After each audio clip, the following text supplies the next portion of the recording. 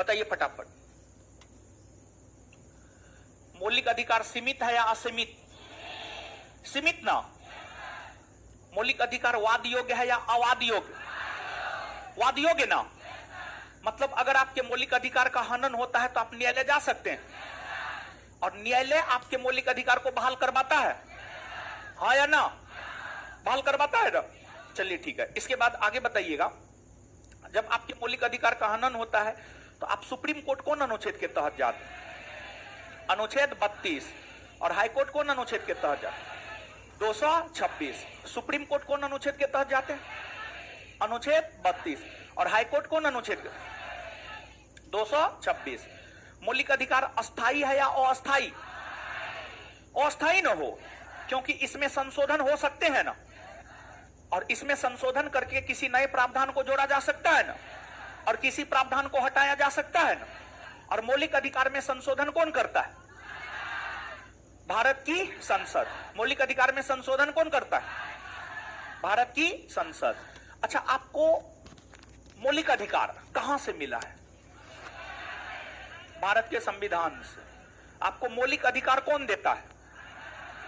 भारत का संविधान। और आपका मौलिक अधिकार निलंबित हो सकता है या नहीं? सामान्य स्थिति में निलंबित होता है।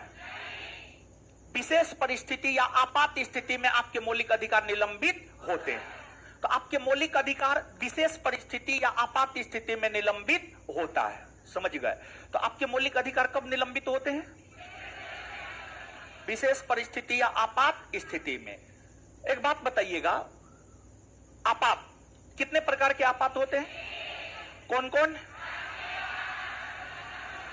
राष्ट्रीय आपात, राष्ट्रपति शासन, और कौन कौन से आपात के लागू होने का मौलिक अधिकार पर प्रभाव नहीं पड़ता है? राष्ट्रपति शासन और वित्तीय आपात। कौन कौन से आपात के लागू होने का मौलिक अधिकार पर प्रभाव नहीं पड़ता है?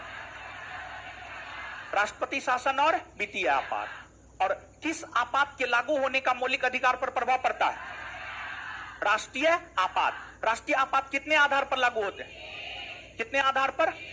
कौन कौन?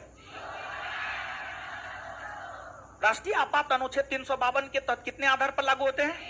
पहला, दूसरा, तीसरा। क्लियर है ये बात? इसके बाद आगे बताइएगा, राष्ट्रीय आपात के दौरान भी दो मौलिक अधिकार निलंबित नहीं होते, वो कौन कौन है? राष्ट्रीय आपात के दौरान भी दो मौलिक अधिकार निलंबित नहीं होते, वो कौन कौन है?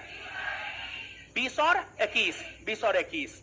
अच्छा, राष्ट्रीय आपात के दौरान अनुच्छेद 20 और 21 निलंबित नहीं होंगे, यह प्रावधान की संविधान संशोधन के तहत किया गया।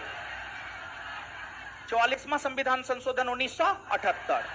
इसके बाद आगे बताइएगा कि अगर राष्ट्रीय आपात युद्ध और बाह्य आक्रमण के आधार पर लागू होता है तो कौन सा अनुच्छेद अपने आप लागू हो जाता है?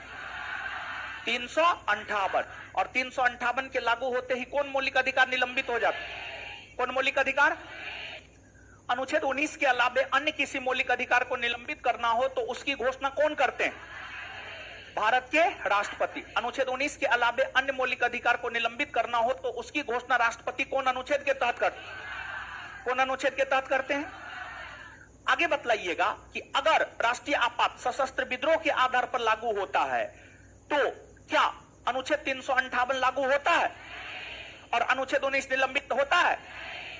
नहीं ना। बात समझ गए ना? यही सब मौलिक अधिकार की विशेषता।